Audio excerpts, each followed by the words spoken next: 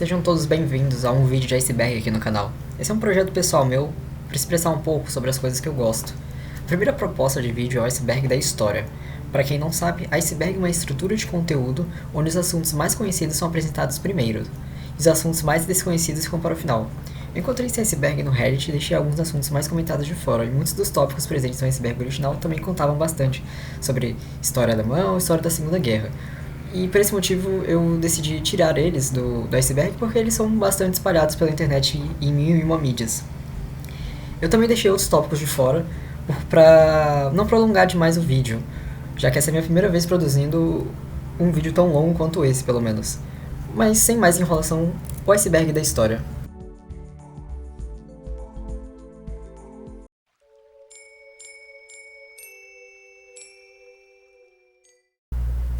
História. História é um tópico que não estava presente no iceberg original, mas não tive como deixar de explicar. História é o estudo do passado através de registros escritos, relatos orais, evidências arqueológicas ou artefatos.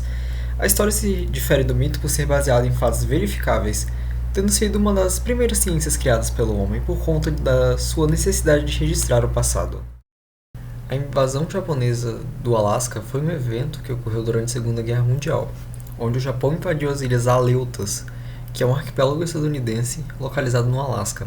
A invasão ocorreu para evitar que os Estados Unidos atacassem o norte do Pacífico. Mas depois de um ano de conflitos, o Japão se viu derrotado e foi forçado a se retirar da região. O tópico de greco-bactriano se refere ao reino da Bactria, um reino localizado na região da Ásia Central, próximo à Índia e à Pérsia. A região da Bactria se localizava ao norte das montanhas do Indo-Kush, a sul do atual rio Amur Darya.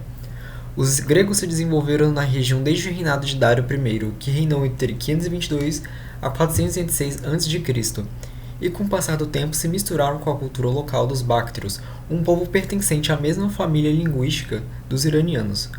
Os greco-bactrianos estabeleceram um reino independente do Império Seleucida por volta do ano 255 a.C., e embora seu reino tenha caído, a sua influência cultural na região permaneceu por séculos, seja na arte ou na cultura local. Transfusões de leite.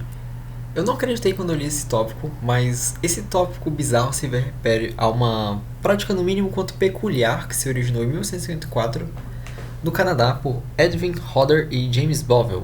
A ideia maluca desses dois era de que o leite na corrente sanguínea ajudaria a regenerar glóbulos brancos, sabe-se lá como. E como o primeiro paciente desse experimento sobreviveu a essa total tortura, eles continuaram fazendo.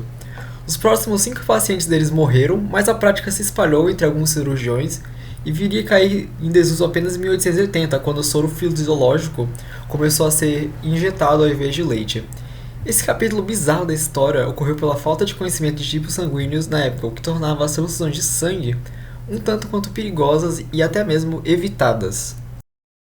Linear B é um tópico que se refere a um sistema de escrita silábico desenvolvido na Grécia Micênica, o que é o equivalente ao sul da Grécia atualmente, entre os anos de 1450 a 1200 a.C. Essa linguagem é a primeira forma comprovada de escrita da língua grega e foi descoberta por Sir Arthur Evans em 1866 e posteriormente decifrada em 1952 pelo arquiteto Michael Ventris e pelo linguista John Chadwick. Mamutes da Ilha Wrangel. A Ilha Wrangel fica localizada entre o Mar da Sibéria Oriental e o Mar de Chukchi, no Oceano Ártico, pertencendo à Rússia. O que é interessante sobre essa ilha é o fato de que era o local onde os mamutes sobreviveram por mais tempo no mundo, com fósseis de mamutes encontrados datando de 2000 a.C., o que faria os mamutes da Ilha Wrangel terem convivido nada mais e nada menos com a quarta dinastia do Egito, que é a mesma que construiu a Grande Pirâmide de Gizé. Isso nos faz questionar a nossa noção do tempo.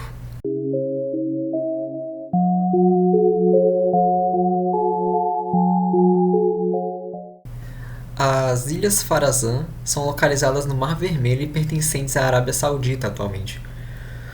O que torna essas ilhas interessantes de fato, além do petróleo localizado na região, são inscrições que foram descobertas datadas do ano de 144 d.C., atestando a construção de uma guarnição romana na região, o que faria das Ilhas Farazan o território romano mais longe da capital, com cerca de 4.000 km de distância para Roma. fósseis de dinossauro dentro das pirâmides. Não, não existe nenhum fóssil de dinossauro dentro das pirâmides. O que ocorre é que alguns sites sensacionalistas e grupos conspiratórios publicam de vez em quando sobre o achado de fósseis de dinossauro dentro das pirâmides, o que é totalmente falso e eu não faço a mínima ideia de porque essas, essas notícias ressurgem de tempos em tempos. O ídolo de Shiji é provavelmente a mais antiga escultura de madeira conhecida do mundo, pelo menos a mais antiga que chegou até nós. O ídolo de Shigi, ou Shiji, não faço a mínima ideia de como se pronuncia isso, é uma escultura com o formato de um rosto, e sua reconstrução sugeria um tamanho de uns 5 metros de altura. A escultura foi encontrada próxima a Ekaterimburgo, na Rússia, e o motivo dela ter se preservado tão bem foi o fato dela ter sido encontrada em um pântano de turfa, que é um terreno onde a degradação de materiais é limitada e acaba preservando alguns biomateriais por conta disso.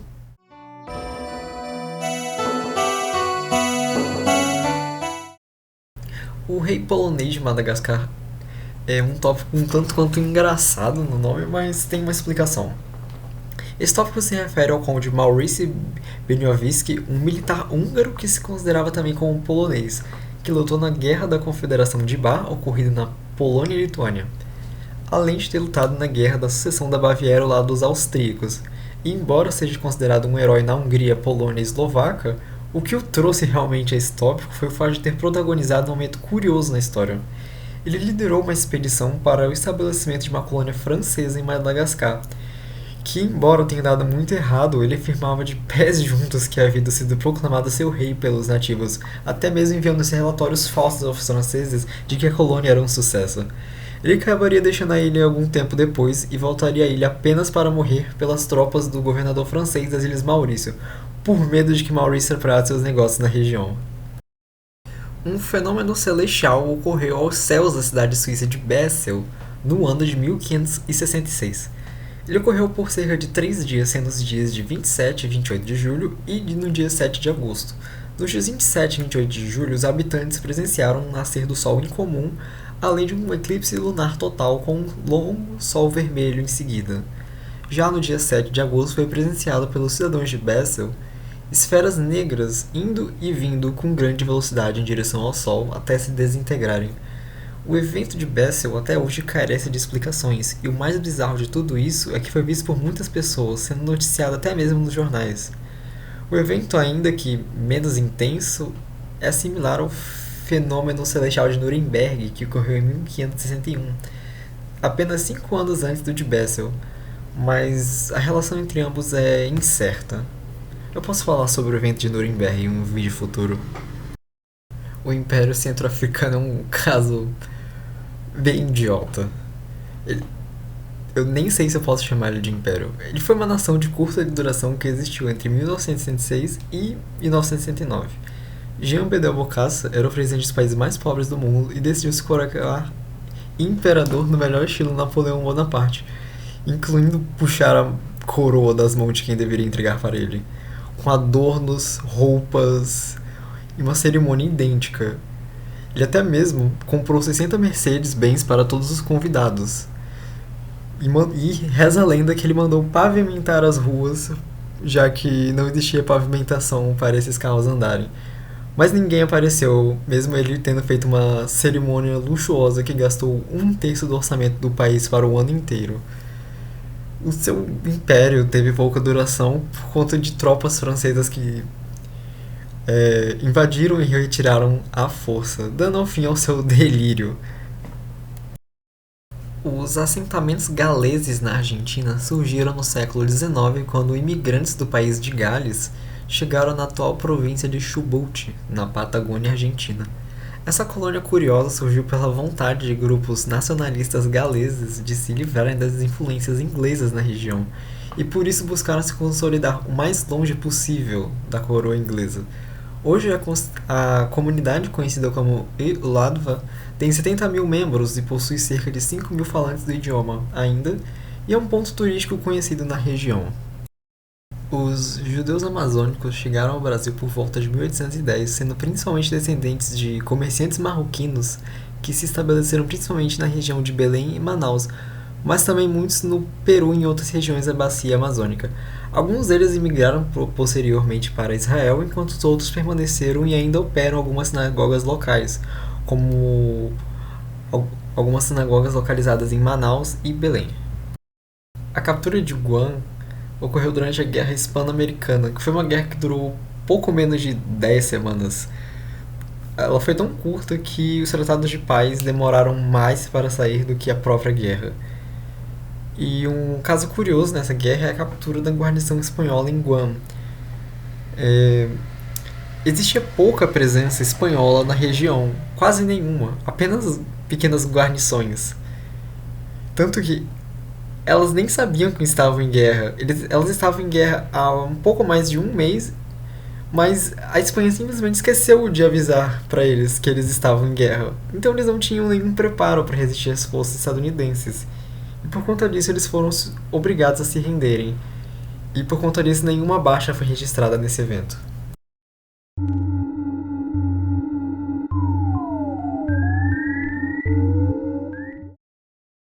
Entre 535 e 536, eventos climáticos de resfriamento ocorreram por todo o hemisfério norte. Esse evento pode ter ocorrido por conta de um véu de poeira que impedia a passagem do Sol, ocasionado pela erupção de vulcão na Islândia ou nos trópicos, mas até hoje a causa não é conhecida. O historiador Procópio, que pertencia ao Império Bizantino, relatou que quase não havia sol, o mesmo que foi relatado pelo estadista romano Cassiodoro. E no Peru foi relatada uma forte seca. Na Irlanda, as plantações falharam. Na China, uma neve adiantada atrapalhou as plantações. As consequências do evento foram fome em regiões da Europa, Oriente Médio e em China. E muitos consideram 535 e 536 como os piores anos para se estar vivo, pois não havia comida e nem sol.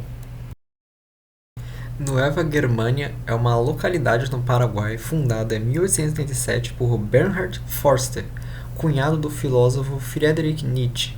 Como uma colônia da raça branca alemã, a colônia deu poucos frutos e em 1869 Bernhard se matou por dificuldades financeiras. Bernhard era um antissemita de primeiro e já até havia sido ostracizado na Alemanha da época por conta disso.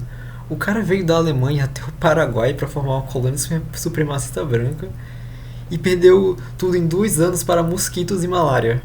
E para efeito cômico, hoje apenas 10% pessoas falam alemão, com 80% falando guarani. É muito cômico ver como esses projetos deles nunca dão certo.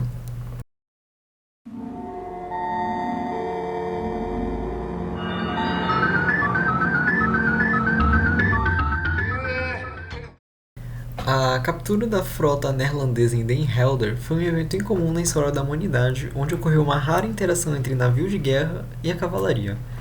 Os cavaleiros capturaram os navios de guerra neerlandeses, sendo esse um feito extremamente raro na história militar.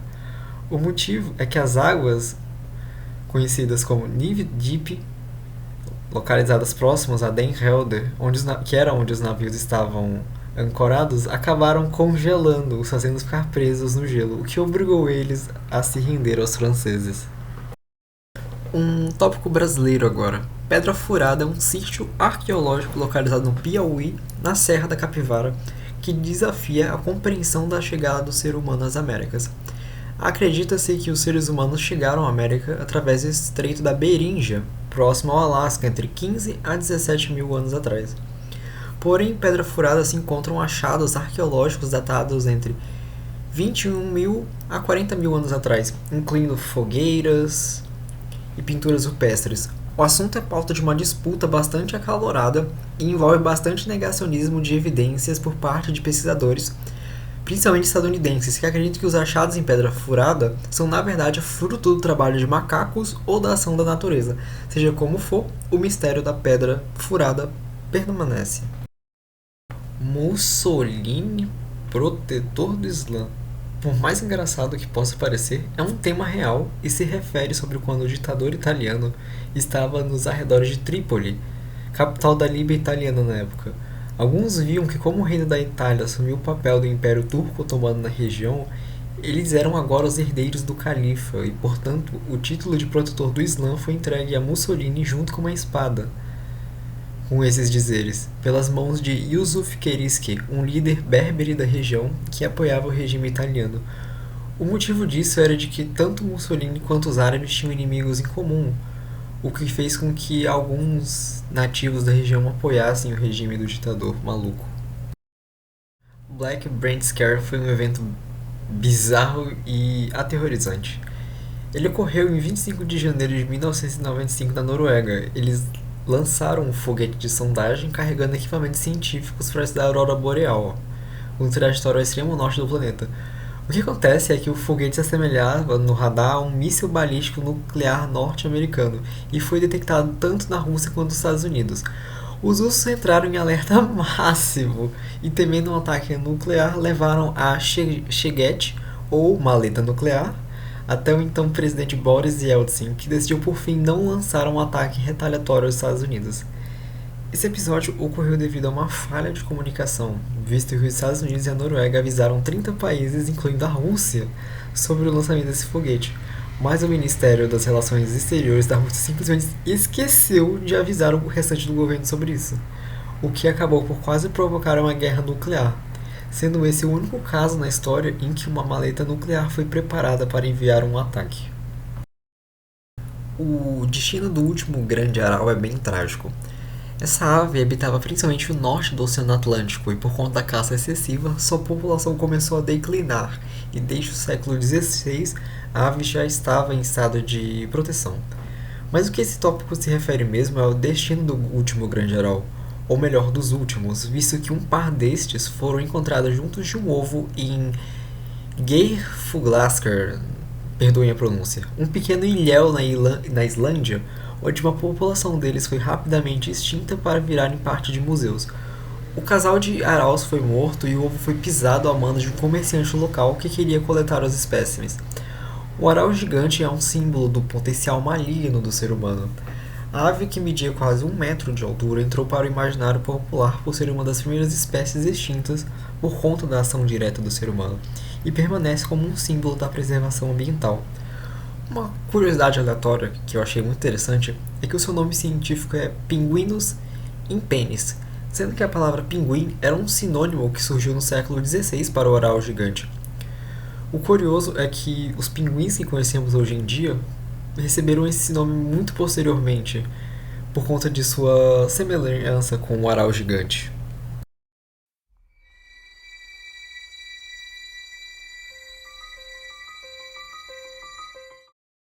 Rai Brasil é uma ilha lendária que surgiu nos mapas europeus por conta de uma viagem lendária realizada por São Brandão no início do século VI. Os registros mais antigos dessa suposta viagem datam do século IX e contam sobre uma suposta ilha chamada Rai Brasil, que tem uma etimologia que nada tem relação com o nome do país Brasil. Essa suposta ilha seria visível somente a cada 7 anos, por conta de uma densa névoa que cobre toda a ilha. Essas ilhas lendárias eram muito comuns na Europa medieval por conta de erros de navegação, visto que não existia GPS, e também às vezes por conta de lendas. Seja como for, alguns teóricos tentam associar o nome do Brasil com o nome de Rai Brasil, o que não tem a menor relação. O Principado de Trinidad foi um estado não reconhecido declarado em 1893 pelo estadunidense James Harding Hickey, que reivindicou a desabitada ilha de Trinidad, que na época era terra nullius, ou seja, não pertencia a ninguém. Ele se declarou príncipe do país como James I. Ele tentou transformar a ilha em uma nação, mas ninguém o levou a sério, e os ingleses a ocuparam em 1895, expulsando James e reivindicando a ilha com base em uma visita realizada por Edmund Halley, o mesmo do cometa Halley, em 1700. Mas o Brasil conseguiu eventualmente a soberania da ilha com base na descoberta da ilha por navegadores portugueses em 1502. E desde então a ilha permanece em posse do Brasil, sendo uma das regiões mais distantes do nosso país. E curiosamente, a ilha possui fontes de água permanentes. Agora, sobre o nome Principado de Trinidad, ninguém sabe ao certo porque ele traduziu do português para o espanhol. Os sequestros turcos na Islândia são um evento bem conhecido na Islândia, mas praticamente desconhecidos do resto do mundo.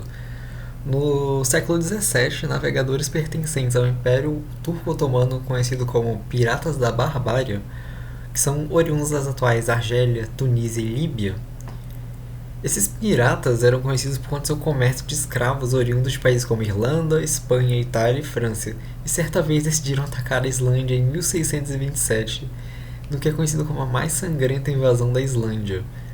Ao todo, 50 pessoas foram mortas e 400 foram vendidas como escravas, embora muitos desses escravos tenham retornado à Islândia entre 9 e 18 anos depois sob o pagamento de resgate.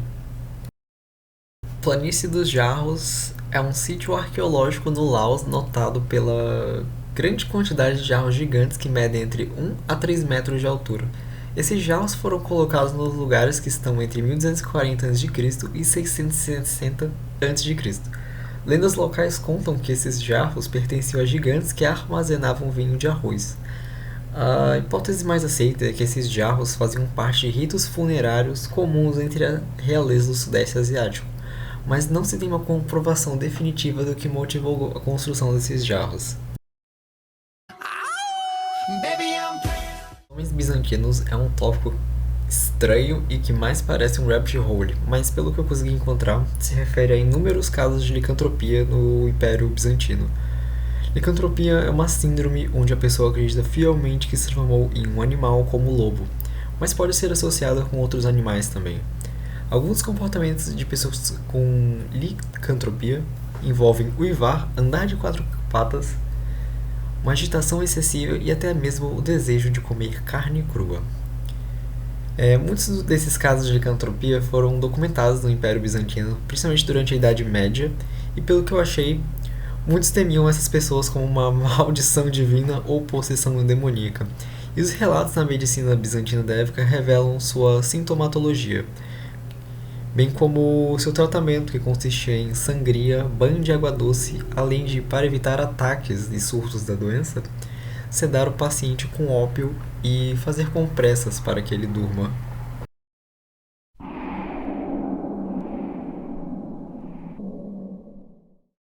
Invasão Magyar na Espanha muçulmana é um tópico que à primeira vista parece confuso, mas acaba que é muito simples de entender.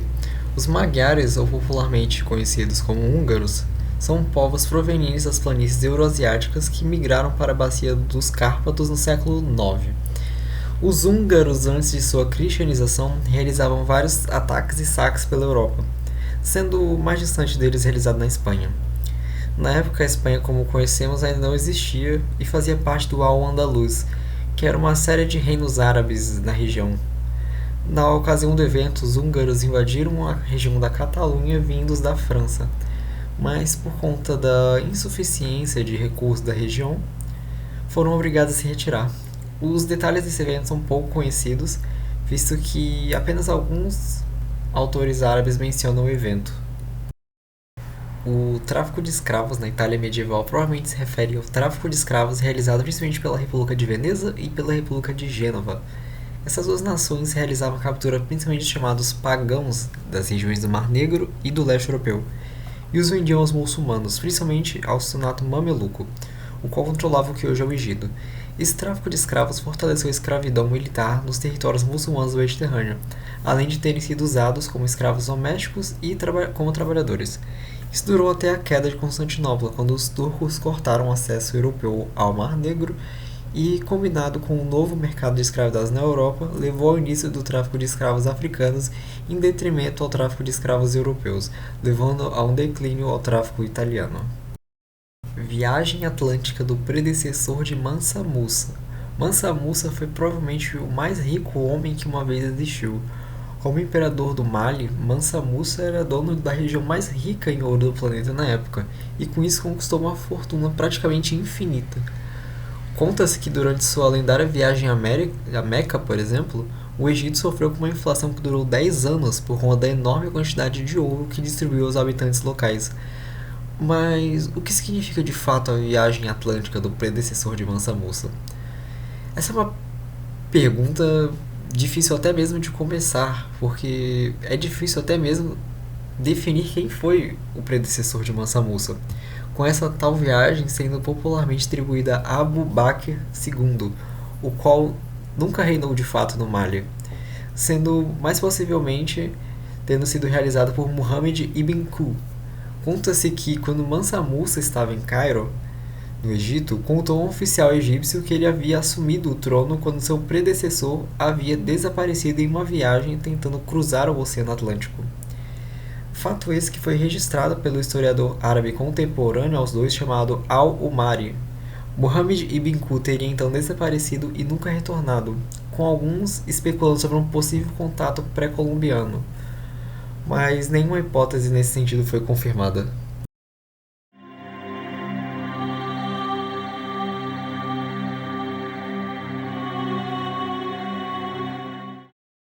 O antigo canal de Suez, chamado de Canal dos Faróis, foi um canal construído inicialmente no século VII a.C.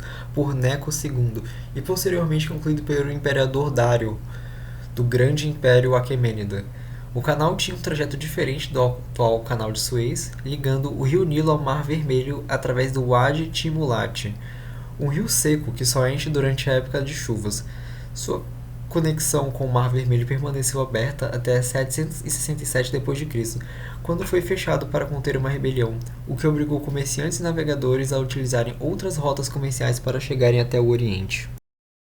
O estado de Jaxa foi um estado localizado no norte da Ásia entre a Rússia e a China Qing, que foi fundado em 1665 por Nicephor Czernikowski, acho que é assim que se fala, um nobre polonês deportado da Volínia, que junto de cossacos siberianos, fugindo do czar após cometer um assassinato de uma figura importante da política, fugiram para o extremo leste e se apossaram de uma fortaleza abandonada para servir de sede. Eles conseguiram então o apoio da população local por tratar eles com dignidade, o que era diferente da forma como os russos tratavam os nativos, que frequentemente envolvia ataques. Esse estado permaneceu independente na Sibéria por quase 10 anos, e por praticamente quase toda a sua existência se viu em guerra com a China e a Rússia, que queriam tomar o território. E depois que ele caiu, a China e a Rússia continuaram em guerras, em disputa por esse território. As línguas Dené-Caucasianas são uma hipotética família linguística que inclui grupos linguísticos falados no hemisfério norte, como as línguas do Cáucaso do Norte na Europa, que incluem línguas como a Abcaso, as línguas Yeniseianas na Sibéria, que tem como seu único sobrevivente a língua Quechua, as línguas Nadené na América do Norte, que inclui, por exemplo, Navarro, e algumas outras línguas isoladas ao redor do mundo, como o basco, também poderiam fazer parte dessa família. Mas essa teoria é amplamente desacreditada por falta de evidências concretas. Ela aponta, essa teoria, que essas línguas teriam um ancestral em comum a todas, mas a única evidência que encontraram seriam palavras parecidas. Mas isso não é o suficiente para provar o parentesco de línguas tão diferentes. Então essa proposta é amplamente rejeitada pela comunidade acadêmica. A Nova Inglaterra medieval é uma suposta colônia inglesa localizada na Crimeia ou outro lugar do Mar Negro, que teria surgido por volta do século XI, a partir de refugiados das invasões normandas da Inglaterra. Essa suposta colônia batizada de Nova Inglaterra é descrita em algumas crônicas posteriores, como uma fonte francesa do século XIII e uma fonte islandesa do século XIV. Como fontes contemporâneas da região não mencionam essa Nova Inglaterra, bem como as fontes que a citam são muito posteriores e de locais muito distantes, é pouco provável que essa Nova Inglaterra tenha existido de fato, provavelmente sendo um mito. Então eu acho que é isso. Esse foi o iceberg da história, e nesse vídeo vimos alguns tópicos bizarros, outros desconhecidos e alguns curiosos. Seja como for, eu gostaria de pedir o seu like e, se possível, se inscreva, porque deu uma trabalheira danada fazer esse vídeo. Eu espero poder fazer um próximo vídeo, então até a próxima, talvez.